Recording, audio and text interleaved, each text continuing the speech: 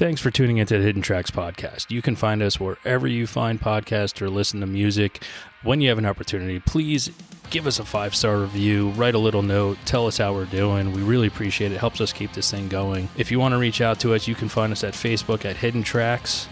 Instagram is at HiddenTracks99, and if you'd like to send in submissions or talk to us or give us any feedback about what we're doing, our email is myhiddentracks99@gmail.com. Thank you so much again for tuning in, and I hope you enjoy the show.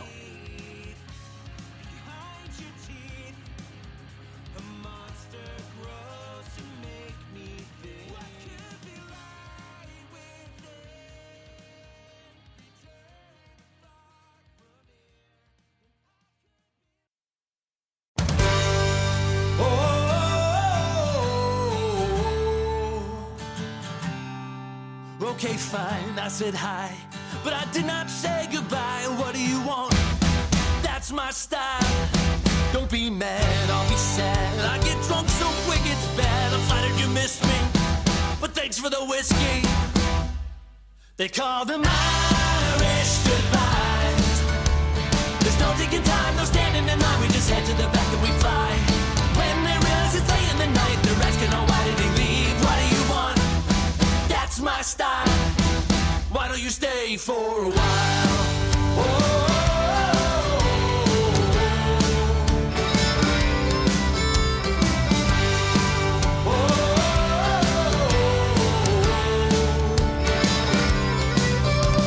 There's nothing so sexy as a man who disappears after eating his fill and drinking lots of beer. He shows up like the wind in the middle of the night, and everybody's happy when he does not start a fight. They call them Irish goodbyes. There's no taking time, no standing in line. We just head to the back and we fly. When they realize it's late in the night, they're asking, oh, why did he leave? What do you want? That's my style. Why don't you stay for a while?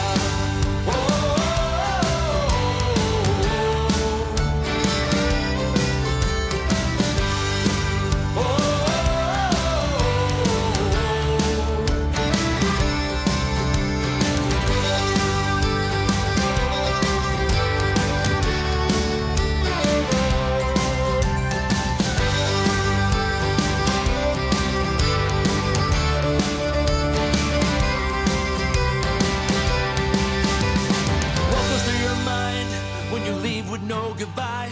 So many random people that I don't even like. There's Tommy, there's Taryn. I'll wink and I'll give a nudge. They're dear friends of mine since youth. They will not hold a grudge. They call them Irish goodbyes.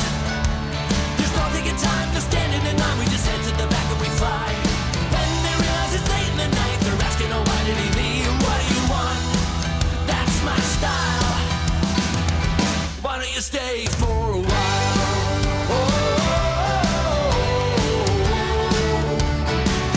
Why don't you stay for a while?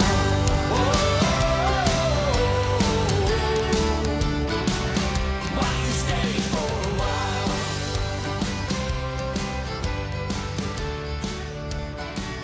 Why don't you stay for a while?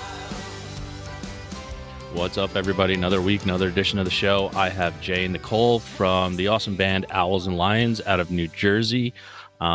Funny stories how we kind of seem to be stalking each other at different shows through different years and meeting up. And now they're here on the show, and they will be here in the store at Hidden Tracks Records in the middle of July. And I'm excited to have them here. We'll find out a little bit about them, and I'm sure you're going to probably enjoy what they have to say. So welcome to the show, Jay and Nicole.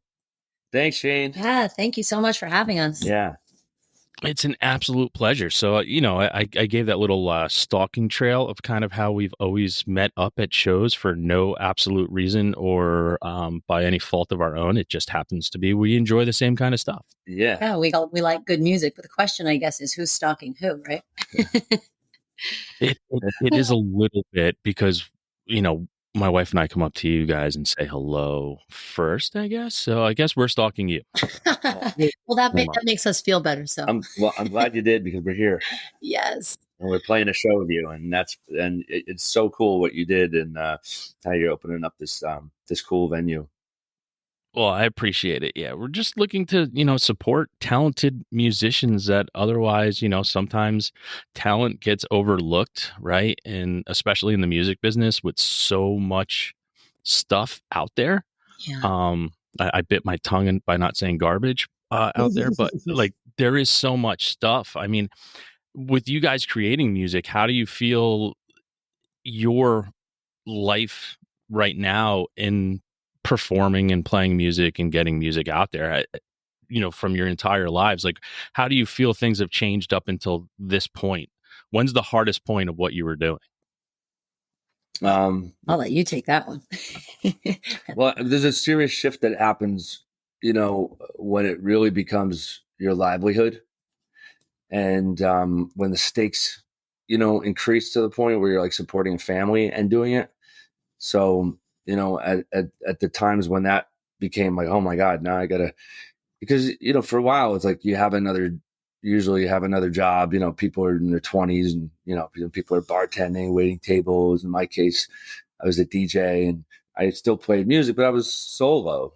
And then as life kind of expanded and I got a wife and I got kids and the need to kind of be a little more, I won't say, you gotta, because it's expensive, right? To do what we do, like, in a sense, you're making music, you're recording music, you're hiring people, you're promoting music. You got to have some kind of ability to kind of fund that. Or, even if you're crowdfunding or whatever it is, it's still, it costs you money. You have to be able to kind of manage life, and make money to kind of fuel the momentum that you want to create for yourself. So I think just getting older naturally, creates the need for you to really have to find some way to support yourself through it. So you have the ability to keep going. And Nicole and I luckily intersected at a certain point and, began our relationship. And I think one of the things about us that was the thing that made us able to kind of keep going was like just the reliability on one another. We always showed up, we were playing in bands together where sometimes we show up at rehearsals and the classic, like, the drummer, like the bass player clearly didn't rehearse for the rehearsal. Like they're practicing like stuff they should have been practicing at home, and we're just like wasting time and like, oh my God. But Nicole was always prepared and I was always prepared. We're like, why are we not just doing this together? Why are we wasting time? And what went from originally she was in like my rock band, that kind of fell apart because it just was so hard to keep 5 people on the same page. And then, Nicole and I formed Owls and Lions. And since then, we've just, been on the same page. We really have been on the same page since the beginning. Yeah. If I could add to that, so yes, being on the same page and I think that itself lends to our success, right? Because we are really connected musically and there's a synergy that is kind of infectious, right? And that has made it possible, I feel, to try to answer your question, it's made it sort of possible to get ourselves out there more easily because luckily people seem to be drawn to the energy that we have with one another. And I think that really comes through in the music that we write and the music that we play. But, for me, it feels like some days it feels like it's getting harder to get yourself out there and get yourself seen because there are so many people, with the advent of all these streaming platforms and technology and how easy it is for people to put themselves out there. In one way, it makes it more difficult, but it also kind of lends to the easy access because now that we have Spotify, like I played a gig last night solo and I was still able to promote Owls and Lions by saying, scan this QR code, come on, check out this. The song that I just played for you, we have a full band version. It's really great.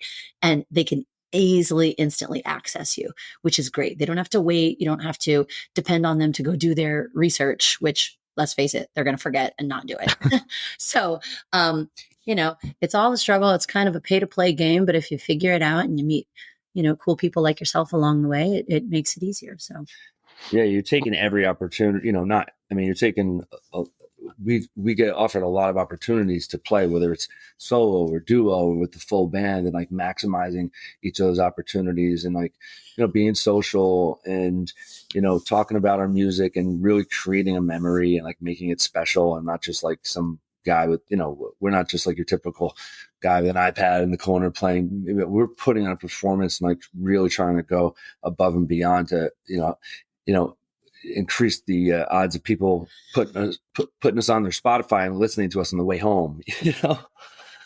Yeah, I mean, you both had said words that mean a lot, and I think a lot of people don't really look at, especially performances. And a lot of people nowadays, like, you can watch performances, and Nicole, you said the word infectious, and that is what I don't think people really nowadays in going to see music. You're putting on a performance, right? And it's a performance. You're not just playing music. Like, you have to perform, and you have to have that personality. And some of the times where I get lost going to shows and seeing as much music as I do, you can connect with people that are trying to connect with you, whether it's by their body language on stage, or whether they're, you know, talking too much or too little, or and just wanting you to be a part of the performance. Where I think nowadays too, with people coming up and with the advent of all the social media and not really have to interact with people on a personal level constantly, I think nowadays there are a lot of bands that are just like, yeah, no, we perform, and you can tell that they're not trying to make you a part of the performance. And I think that gets lost a little bit, and especially with the double-edged swords that is streaming, right? Because there isn't personality. You don't take ownership of listening to someone's stuff, because you can turn it off in 10 seconds because you can pay for it. True. And, you know, to speak to what you said, Jay and I both, neither of us wants to be this, you know, shining star on the stage that you just give your full attention to and listen to. We want to be with you, like, at every show. I'm coming off the stage. I'm going in the crowd with the people, with my violin. I'm dancing with people. I'm singing with people. I don't want to be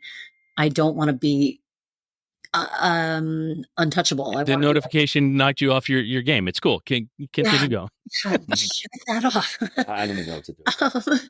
So I don't want to be an untouchable. I want to say, listen, I am everybody. Like, music, this is a corny thing that I say, but music belongs to everyone. It does, whether performing or consuming, you know, but especially performing and participating in music. Like, it's for all of us. It's to heal us and lift us up and get us pumped up. And like, it's there for everybody. So when I make my music and I share it, I want people to be a part of that. I don't want to just have people standing there watching quietly and then clap and then be quiet and let me do my thing.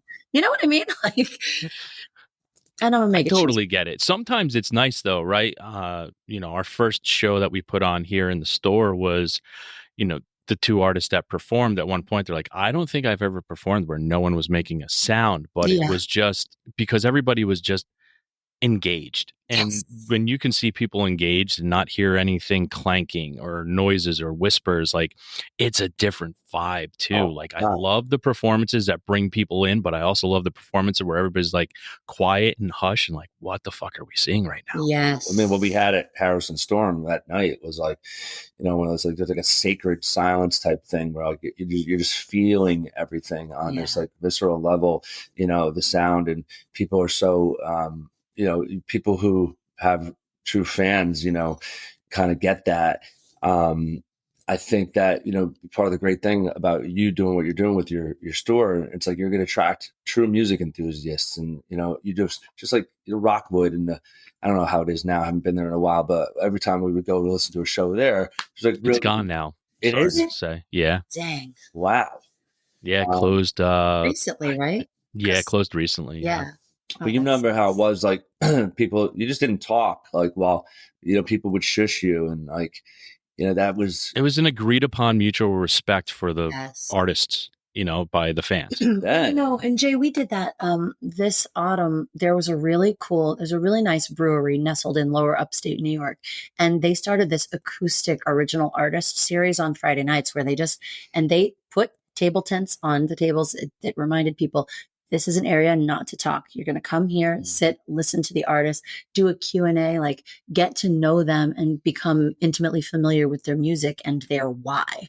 And it was so gratifying. I don't think Jay and I have ever felt such satisfaction after a show, because they came to listen and they cared and to they wanted to know and to understand. And it felt good to not have to say, yeah, we're going to play an original, but every song you love was someone's original sometime. Like, Yeah. Well, I think that's the kind of stuff too, where, that's where this show started from, was because when you get to know someone on a little bit of a deeper personal level, and you said their why, and, how they got into it and what makes them tick, it makes you appreciate the artist more. And I say, for me, it always creates hearing the backstory of someone and hearing how they fell in love with music and connecting with you in that same regard. It makes you love them basically forever, because you don't become just a fan of their music. You become a fan of the person, and the person a lot of the times is more important than the music they're creating. But at the same time, it's one. So if you can fall in love with both, you get that 1 and 1 equals 2. You have a fan for life. Like, they're not going anywhere. And that's kind of what I try to do here is get people to fall in love with the artist themselves, and then listen to their music and understand why it is the way it is and how it connects with you and what you're hearing, and getting that understanding. Because once you have that, you're locked in. And if you're not locked in, then you weren't fucking listening. That's it. Yeah, you said it. So I'm going to start with that, and I'll start with Jay. So when you were growing up and you're a child, there's a couple moments in your life where music kind of all of a sudden becomes something different or takes a hold of you. I always tell people mine. I was 6 years old. I was in the back of my parents' '79 Cutlass Oldsmobile, and the Beach Boys' Surfer Girl came on, and that was it. My life changed, and music became my everything from that moment on. Do you kind of like remember a moment for you where things changed and it just didn't become background noise on the radio? It became, oh, I need to know more about what's going on. I think one of the things with me is that my father was a professional entertainer throughout my entire life. So I was very much, music for me wasn't just something like listening on the radio, and kind of, I was, like something I would kind of access from, in that way, as much as my father was like, in my life and performing constantly. I was constantly going with my mom to see him play, and he was constantly coming home late at night from a gig, and I can remember him kissing me goodnight and the smell of his cologne and stuff, and like just so many little subtleties. Like, I kind of became a musician before I was a musician, in a sense. Like, it was like inside, it was in me. It just, I was an entertainer and a before I was a musician, if that makes any sense. Yeah. My dad people would always say to him, "No, sing a song," or someone would give him a guitar, and he would immediately play and entertain. And there wasn't a thought in his mind. There wasn't like the switch of putting that on was so natural for him that it was always natural for me to just like, I just needed to learn to play better in order to just like have that confidence. But when the microphone was there, I would always do it. The early concerts that I went to, watching U2 perform, watching Springsteen, like these Billy Joel, like these big singers, these big entertaining acts, like left me mystified. I can remember just coming out of some of these concerts, and especially U2, feeling like I could sense that was possible for me, in a sense. Like, I want to do that. I want to entertain in this big fashion. I didn't have the songs, I just had the want. And, I started to kind of write songs when I was as early as like 7th grade. And, for a long time, like when you write music and when you're young, especially, it's like, there's that point, you're like, what am I writing? You don't have much life experience. And, you got to kind of, often people have to get over that hump of of believing themselves or taking themselves seriously, and, as a songwriter, once you start writing songs, once you start like writing bad songs and pretty good songs and enough songs and kind of generating a formula and 4 songs and starting to get into the momentum of being an artist, right? I say artist and not just musician because it's different.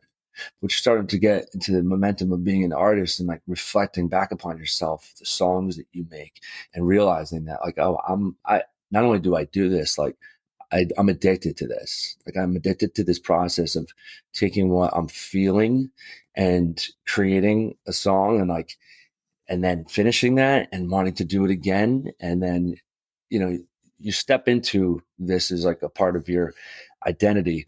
And, that kind of comes back around when you're at concerts and you're seeing your favorite artists and you're pulling together the necessary parts of yourself with regards to what kind of entertainer do I want to be? What kind of experience do I want to be able to have personally on stage and also for others? All these things, come into play. An acting teacher that, my acting mentor, in college said a quote that she said, it's too super simple, but she's like, you're only as good as what you know. That can go in a lot of different directions and stuff, but like, as an entertainer and stuff, like what you know, who you know, how you view yourself, and how you let the experiences that you have kind of shape where you're going. That's my answer to that question. I love so much different kinds of music. Country, 70s, 60s. There's no like, I don't like anything in particular. Just good music is good music. But it was definitely, some of those bigger artists that, that kept Fleetwood Mac, that kind of really helped shape me in the beginning with regards to like what I wanted to be. With my dad the entire time being like the constant, reminder and the constant kind of force that was really egging me on and making me fearless was my dad. Well, that support is, paramount in life. Having support, whether it's from a parent or a relative or a friend, I think that is sometimes take it for granted when it's always there, right? But noticing it and knowing that helped you with your push, I mean, that's a fantastic way of saying thank you to someone too. Yeah.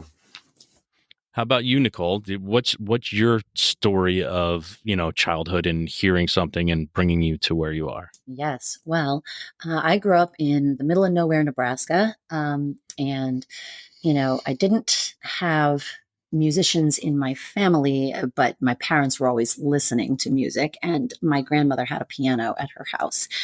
And I had a pretty turbulent childhood. My parents divorced when I was 5, and my mother, she was a drug addict and pretty heavily abusive. It was a really tough situation. And the one place that I always felt safe and always felt happy was at my grandma's house where that piano was. And I remember from, such a young age, 4 or 5 years old, having this ability to hear a song and then find where it would be on the piano and plink out the most basic melody. And I was obsessed with doing that. It was so exciting to me to be able to replicate, the Rainbow Bright theme song. It was rewarding. And because my grandmother was such a sweet person, and I should say is, because she's still alive, she's 80 years old, but because she, was always so kind to me, she afforded me the opportunity to do that instead of telling me, be quiet, get out of my face, shut up, oh my gosh, so annoying. And that encouraged me. It was a small amount of encouragement, but I carried that with me. And as I got older, life got more difficult.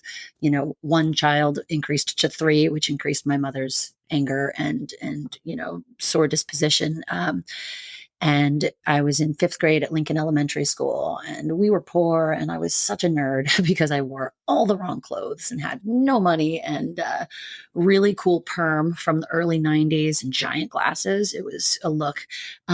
So the kids were not very kind to me. And I remember seeing a flyer for orchestra, which would happen during recess, which meant I didn't have to go to recess and I didn't have to get picked on and feel the way that I felt when I would go outside with my classmates. So I went in and I started on the cello, and I liked it. The cello was cool, but it was really big. And the chicken legs I have today were even smaller when I was a child. So I would walk home with this cello, and it just became too cumbersome. So I asked Mrs. Lauer if I could switch to violin, and I did. And it was like the instrument was made for me, even though I was 10 years old. And that's arguably pretty late to start an instrument like that, because the internet will confirm this. It is the hardest instrument in the world. So she loves to. I love to say that. I'm like, yeah, just letting you know it's the hardest instrument in the world. Listen, I do the hard stuff in the band. So. Just that. So I just play the guitar. Yeah. So. Like the easiest instrument in the world. Like everybody Anybody else. can do it. Yeah. But not like you, Jay. I picked up the violin and I loved it. It felt like I cannot describe the feeling. Like every cell in my body was activated. And I know that sounds really cheesy, but it felt so good. And it was it was hard getting my mom to agree to allow me to continue with it, because when it came time to purchase, a violin or pay for the rental, she wasn't having it. My mom she wasn't into any of that. If it was free, I could do it. If it cost her anything, she said no. But my orchestra teacher, I recall her saying to my grandma, "This child has a gift. Please help, encourage this. I will pay for the first year's rental." My orchestra teacher paid for it, and I was able to continue, which convinced my grandparents that it was a worthy expenditure. And my father's mother purchased me a violin, and I never stopped. I'm telling you, going out on Friday nights to hang out with my friends in high school, that didn't happen. I stayed home and I played my violin, and I loved it so much. And it also, oddly enough, became one way that I could get approval from my mom, because she loved hip hop. And so I realized that I could start playing like the little samples of the melodies and, the Snoop and Dre Chronic album and Lauryn Hill's stuff. And then she thought I was cool. And then she wanted me to be around, and she wanted me to play these things. And, that's kind of sad, but I loved that, because I was like, oh, look, I'm currying favor finally. And then just imagine you with a band. That's exactly what. And then mom smoked a blunt. And then I would rap it. It was joints back in the day, but yeah, and I would rap then after 1, 2, 3 into the anyway. Okay. So, between playing my grandma's piano and picking up the violin and falling in love with it, and every time the radio would come on, finding some harmony to sing along to, because all of me wanted to do that. I knew that there was no stopping music. Music is what I was meant to do, and it's what I want. And so I made it my life goal to learn everything that I can about it. I'm a theory nerd, and I want to play as many instruments as I can. So at 14, I submitted myself for foster care, because I just knew that I needed to get my siblings and I out of the situation we were in. And I was lucky to find a beautiful family who is still my family today. And they afforded me the opportunity to go to summer camps for music. And my foster mom would wake up at 5 a.m. and drive me 3 hours away for a specialized symphony practice on Saturday mornings. And I was really able to dive into and access, parts of my musicality that I think I wouldn't have been able to do otherwise.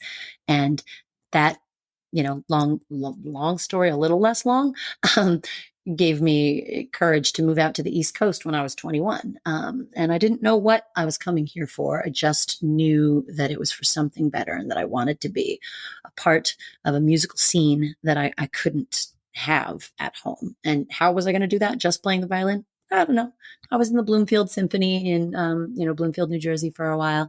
And then I met Jay at a wedding, and Jay has been, pardon the pun, instrumental in my musical growth, because, yes, I could always, carry a tune and sing a song, but as one of our producers said one time, "Oh, you sound like you're from Disney. Like you have a real Disney thing going on here." And I was like, "Thanks so much."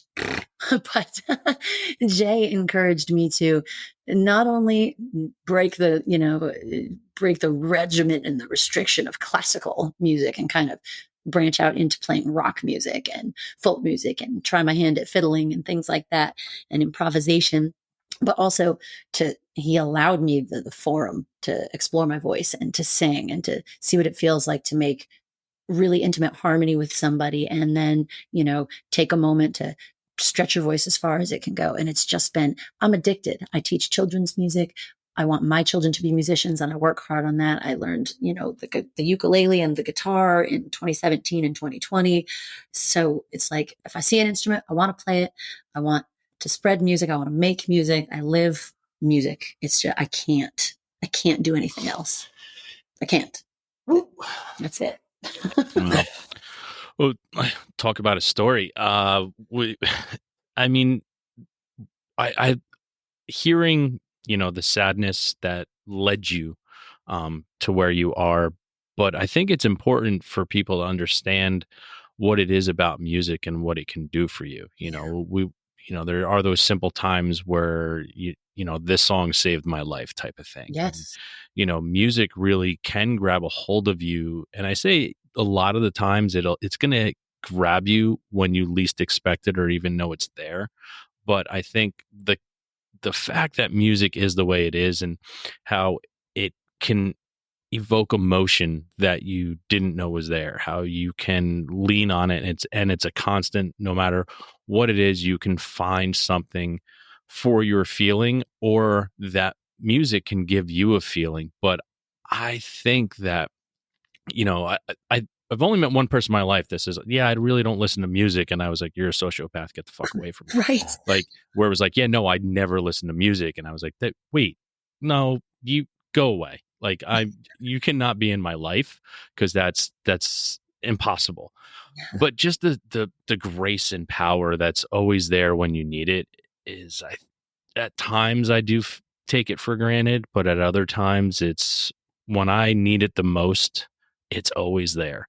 And it's always there to save me. It's always there to revive me, give me life when I feel like I have none, type of thing. And that's, your story is power to where you are today. It's that I found it and it found me, and that was it. And now I'm going to figure this out, and I'm going to do other things with my life. So I commend you and applaud you thank you for being the person you are today, for everything you went through. But music is what brought you to where you are. That is it. Not only that, but your inner strength too. So yes, thank you very much. What's interesting is that you come from I don't want this, I just want to mention this. So you came from a family, like your mom initially, like not a musician, no one's really musical. You found music in it. There was, I don't know, not skepticism, but it wasn't supportive at first. You had to really earn that support. 100%. I'm like the opposite of that, where I'm like, I came from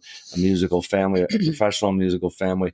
The support was like egged on initially and stuff. And like it's so completely different there, and you, you excelled at your instrument like immediately as soon as you started playing it. I remember my early days of doing instruments, like it was a chore. Yeah. Like my parents were like almost forcing it on me. It was songwriting that caused my musician to excel. I didn't start really becoming a better musician until I started writing songs, and I was like, wow, I better become a better musician if I want to write better songs, because playing a G and an A and a D, the way I was playing them, like it had to go somewhere, because these songs are all sounding the same. And I love, I can say about Jay, and I hope this isn't minimizing, but when I first met you, I was already a fan of the Della Valle music that you put out. But because we met at a wedding, I was playing violin at a friend's wedding, and Jay was the DJ, and he was like, "Hey, you ever played rock music?" I lied. I was like, "Yeah, totally." Absolutely. So is it any good? I was being cool. I'm like, is it good? He gives me his CD. I listen to it. I'm like, fuck, this guy's awesome.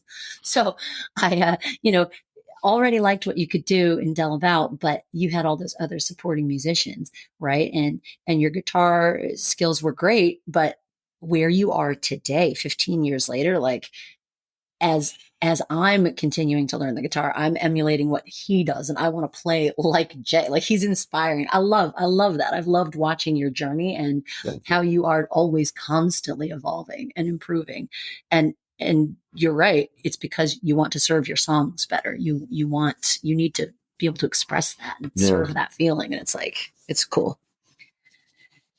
It's cool. I guess we like each other or something. Yeah, no, I guess so. Guess we're pals. Well, when it comes to personal things, you know, there's artists in our lives that are constants. And Jay, do you have an artist in your life that you always turn to? You know, I always put it's an artist that never lets you down. It's usually what you put on when you're actually looking for something else to listen to. Rolling Stone categorizes as your favorite band, but I categorize music differently. I say it's someone that never lets you down, that the music's always there to lift you up, and you find yourself putting it on more often than not. I want to mention I do have a favorite song. Okay. You can mention whatever you want. This is your show, man. And I do have a favorite song, which is something I go to often. It's a song that always is like a well for me. Like, I just, no matter how many times I hear it, Boys of Summer by Don Henley is my favorite song. And that song always does it for me. But other artists that I typically go to, I'll go to Brandon Flowers of The Killers. His solo albums. He's got some amazing songs on there that really, like, I find myself listening to him often. I have immense respect for him. There's an artist, Butch Walker. Yeah. Who both of us, Nicole and I, are huge fans of. And yeah, Butch is awesome. Butch is another one that he's a huge go-to. There's so many great songs, and I'm like super into him. And I would say that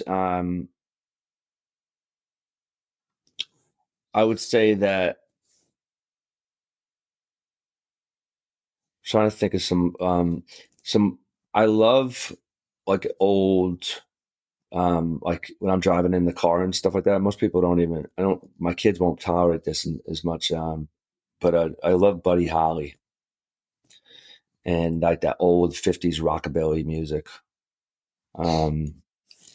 Yeah, I'm sure your kids won't tolerate it. They'll learn to respect it later on in life, but I'm sure they won't tolerate it now. Yeah. And then lastly, I'll say right now, Nicole and I have been, and my wife, and we're like right now, like probably I don't know if I'm saying from our favorite artist, like right now, that we are just putting on all the time is Chris Stapleton. Oh my God, he's so good. We're drawing so much from him. Just every time we're just, right now that's the kind of stuff, though, that pisses me off. Like, it's annoying when people are way too good. Right, because he's emotive and super talented and a great storyteller and humble. Yeah. Like, what? Yeah, like, how dare you? Fuck off. Those are the times where I just want to tell people, all right, enough's enough. Yeah, like, stop, okay? Yeah, you're not allowed to be that great. Stop singing an amazing note with no change to your face. Like, how is it that easy? Yeah, we love songs. That's oftentimes, if we were to track like who we've been going to lately, I feel like Chris Stapleton's pretty much on all the time. Now, how about you, Nicole? Is that, who's your constant other than Stapleton? Yeah, never lets you down, that you get. I'm going to give you a couple, right? Because one has to be instrumental. It's a song. It's not necessarily an artist. His other works, composer. His other works are beautiful, but Samuel Barber is a contemporary composer, and his greatest work is Barber's Adagio for strings. If you're not familiar, do yourself a favor. Sit in a dark room or go for a ride in your car. Put the music up high. The dynamics in this piece are something else, and it will absolutely awaken every cell in your body, and all of your hairs will stand on edge. When they get to the apex of the piece, it's like it's transformative. There's something about it makes me cry. It makes me happy. It, no matter what I'm feeling, I want to listen to it when I'm upset, when I'm contemplative, when I'm, happy. It is a beautiful piece. And I discovered it when I was 15, playing in the Tri-City Youth Symphony in Hastings, Nebraska. We played it and it was like, oh. So that is an absolute go-to for me. Adagio for strings. And then as far as artists, of course I was influenced by, my father loved Fleetwood Mac. So, I named my daughter Rhiannon in his tribute because he passed when I was 22. And Stevie Nicks, right? I mean, she's formidable. She's amazing. So that's an era bygone artist that I really enjoy. But presently and consistently for the last 15 years, Ray LaMontagne. There's not an album he's put out, even when he got really trippy, and with the My Morning Jacket guy, it was like Ouroboros and Supernova and all that stuff. The way he tells his story and his simple instrumentation and his unique way that he plays the guitar, the way he falls off at the end of his phrases and, the audible breaths that he takes, he makes me feel all the time. Yeah. And I love listening to his music. He is just like, he's the man. I'll add that too. Yeah, God, he's so good. About him. And it's been consistent, like I said, for the last 15 years. I can't get enough. Anything he does, I want to listen to it. And his story's phenomenal as well. He's something, man. Like working in a shoe factory and playing during lunchtime. And that's music, right? Yeah. And you never know where it can take you. And I feel like he's really like, I don't know. I mean, the couple times I've tried to look into his story, like, is there some little bit of mystery around it? There's not that, like when he first, like his real story came out when he first hit. Yeah. It was like, this is a guy that was working in a shoe factory, would play for people at lunch, would play in the factory when he was done with work, because all of the acoustics, you just didn't need anything. And then he would go to a local bar and do open mics and just play his stuff. And it was just, that story of he's doing what he always does, what he loves. And he wasn't trying to make it. It was just, I love music and I'm doing this. And of course, the right person at the right time was in that bar. Yeah. And that's the story I tell up and coming artists all the time too, is doesn't matter if there's one person in the room, you better play like that one person is fucking Clive Owen or Quincy Jones, that's how you have to play every single time, because you never fucking know. Right. Always bring your all. The only other thing that I needed to add, because I have to put a current female in there, because I also go to her constantly. Hayley fucking Williams, man. Hayley Williams, like vocal powerhouse, but watching her, you talk about someone who wasn't trying to make it, but just did because of who she was. And of course, her little dream team of Paramore. But watching her make it and that all become too much. And then she pulled herself out and just completely went dark and she just disappeared. And then she came back with her solo stuff, and it's super experimental and interesting and different. And it's raw and it's real. And like to get to kind of experience what's going on in her mind and in her heart when she is going through, the rigors of being, publicly, breaking up with her guitar player and disbanding Paramore, and then trying Paramore again with some of the original members, and then marrying the Newfound Glory guy, and then he cheats on her, and then it's like this terrible. She's an open book. She absolutely clearly uses music as a tool for healing, and her voice, I can't. I want to be Hayley Williams. She touched my arm one time, just in case anyone wants to know. She did. She told me she liked my shirt and she touched my arm, and I was way too old to like Paramore at that time, but I did. And her middle name's Nicole, just saying. So, Shame. Wow, there's so many parallels. I mean, we're obviously best friends. You mentioned before, you said something I just want to come back to, because you mentioned like artists like who didn't try to make it.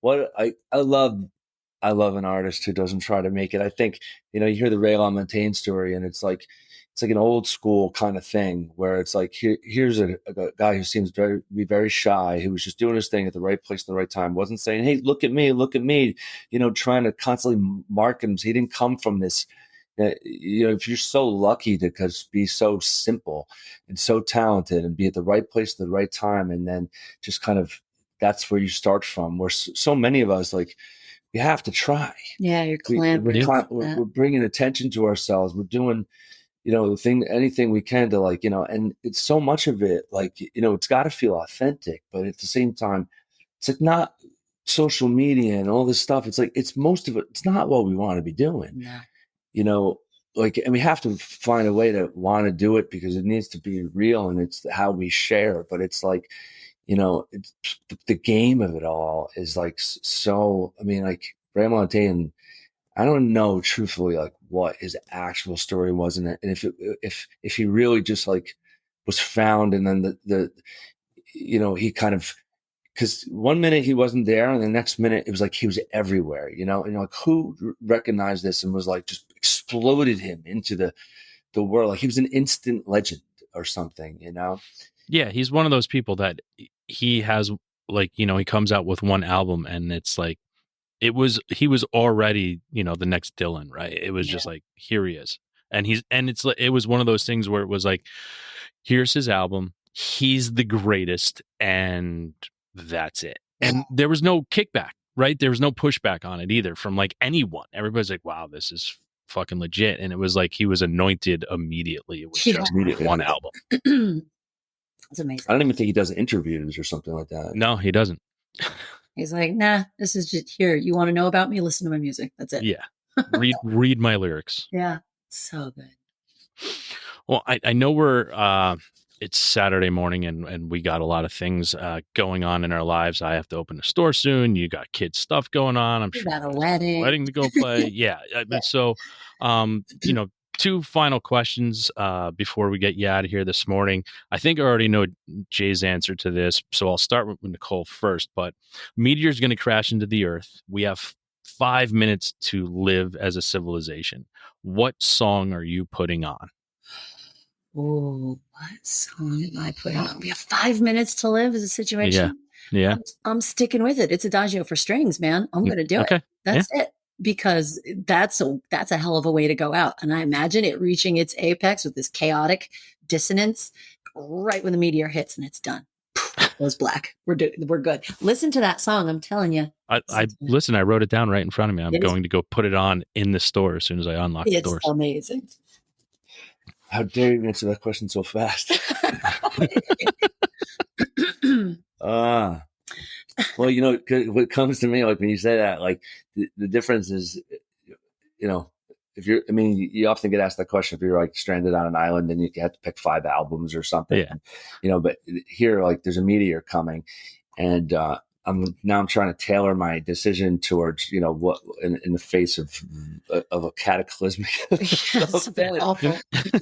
the face of fear and knowing it's going to be over. I have to detach the part of me that wants to compose this moment and, like, kind of like underscore it for an audience from, like, what I really might want to hear in my own heart. Yeah. If that makes any sense, which is probably different because, if I was doing it otherwise, I could hear, like, almost like a Christopher Nolan score underneath it or something, but in fact, if I'm coming from the heart and I want to just please my heart, I think I'd go with, and I don't mean this to sound too on the ball, End of the Innocence. Oh, that's great. Yeah. That is wow. I just got goosebumps. That's a great fucking wow. That's a great answer. Holy shit. Now my answer that I've always given, I'm like, wow, that might be fuck. No, I'm still never going to change mine. What's yours? But that's your answer. Mine's Over the Rainbow, sung by Ray Charles. I have the notes tattooed on my arm. That's my right there.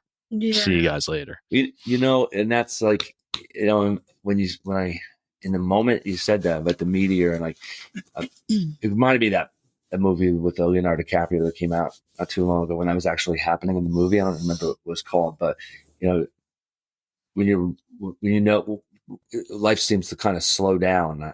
It seems like it might slow down in the moments when you're realizing there's like little time left and stuff. And it's almost like you're watching like a slow moving like montage of like special moments, you know, and it's like almost just the nature of it kind of makes you want to well up a little bit, because it's like, you know, something precious that's being like kind of shown to you, like the last your life flashing before your eyes. I'm like underscoring that kind of thing. All that came to me just in the thing. What a great song, Shane. Jesus. All right, so we're going to move on to the final segment. It's our weekly threes. So if you have to pull out your phones, I know Jay's is there because I heard it earlier. But it's 3 things you're listening to right now that you would like other people to check out. You give your threes, then I give my threes. All right. Okay.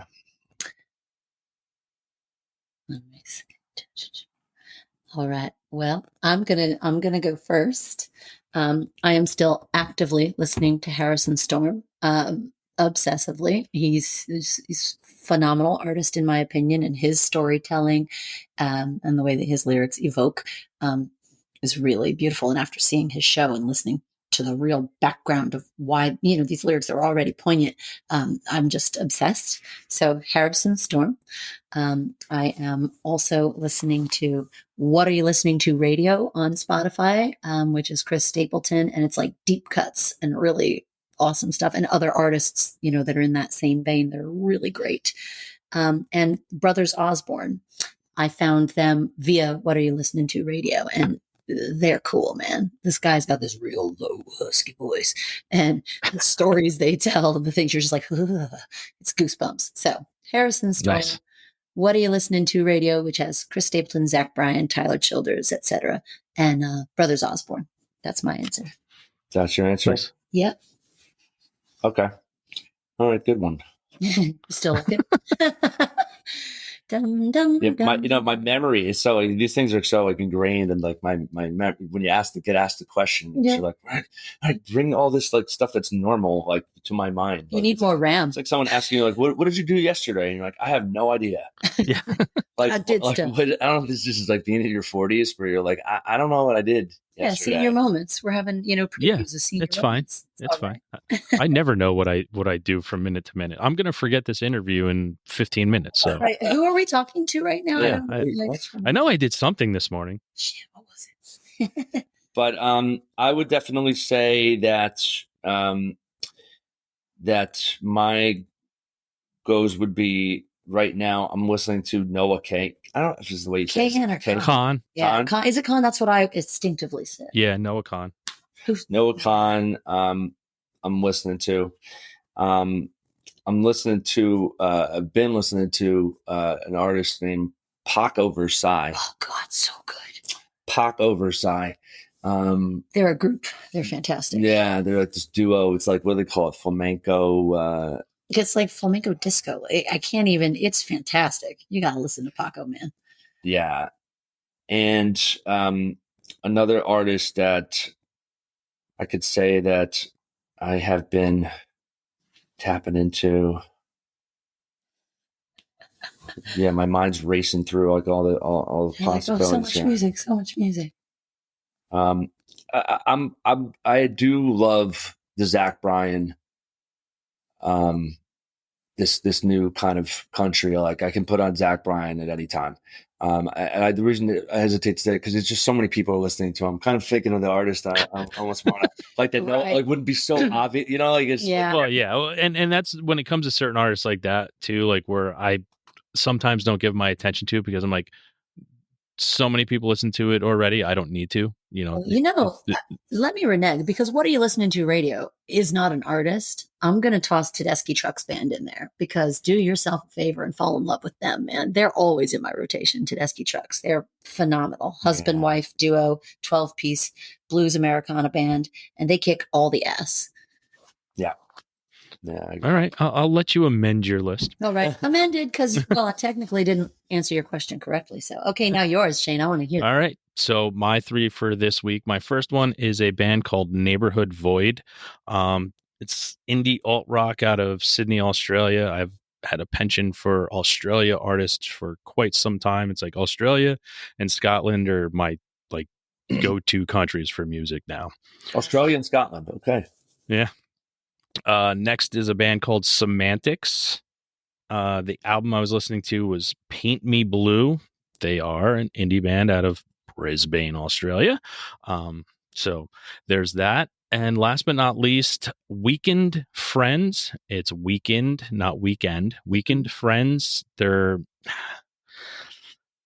just fucking awesome. Girl's voice is amazing. They're out of Portland, Maine, and the name of the album is called Quitter. But those are my three for this week. Cool. All right. Yeah, you're in it. Like, I love it. Like you know new stuff that's like unfound gems. Like that's why we're called Hidden Tracks, man.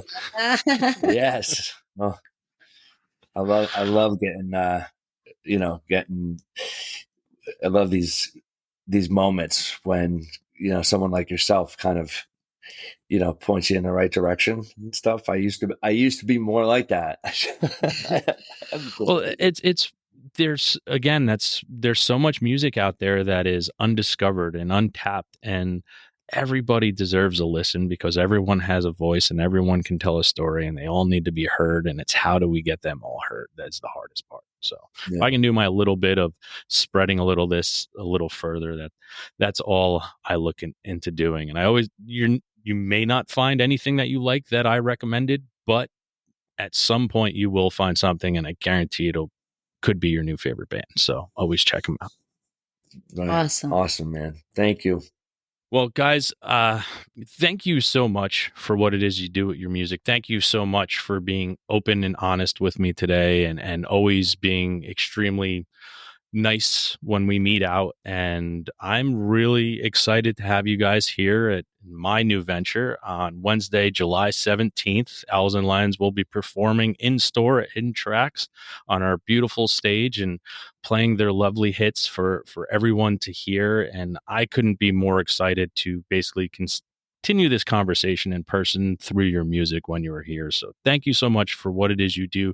Thank you for going through everything you went to get to where you are today as musicians, because every road traveled is a road worth being able to look back and say, I'm good. I'm moving on to the next road. So thank you for being who you are, what you do, and we appreciate all that you do. Same, Shane. Thank you so much. Thank you, brother. Looking forward to the 17th. Yes. Everybody, you know what time it is now. It's time to go out, listen to Owls and Lions, and have a great fucking time. Yeah.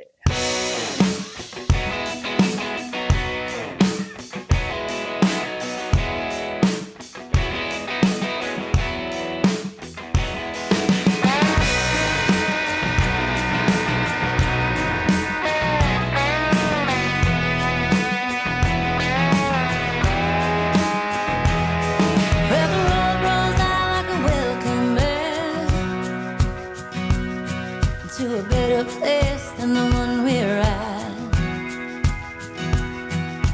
I ain't got no kind of plans. I've seen all this town I can stand. And I got friends out on the coast. We can jump in the water and see what floats. We've been saving for a rainy day. It's been a storm beyond our way. It don't matter to me, wherever we are is where I wanna be. And honey, for once in our lives, let's take our chances and roll the dice. I can be a lucky penny, you can be my four-leaf clover. Starting over.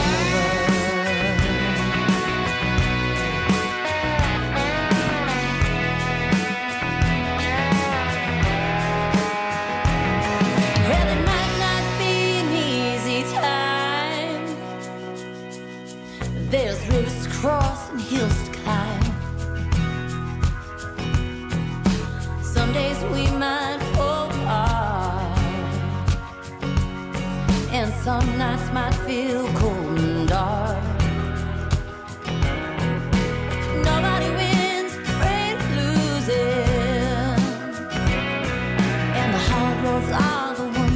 choosing. Someday we'll look back and smile and know what's worth every mile. It don't matter to me, wherever we are is where I wanna be. And honey, for once in our lives, let's take our chances and roll the dice. And I can be a lucky penny, you can be my four-leaf clover, starting over. Hey, starting over.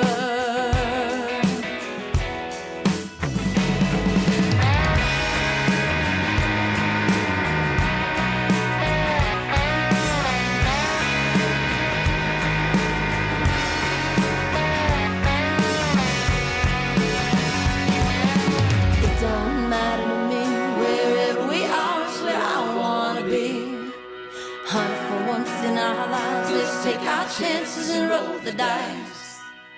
I can be a lucky penny, you can be my four-leaf clover.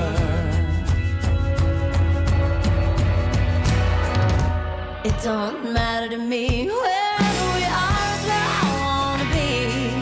And honey, for once in our lives, let's take our chances and roll the dice. And I can be your lucky penny, you can be my four-leaf clover, starting over. Hey, starting over.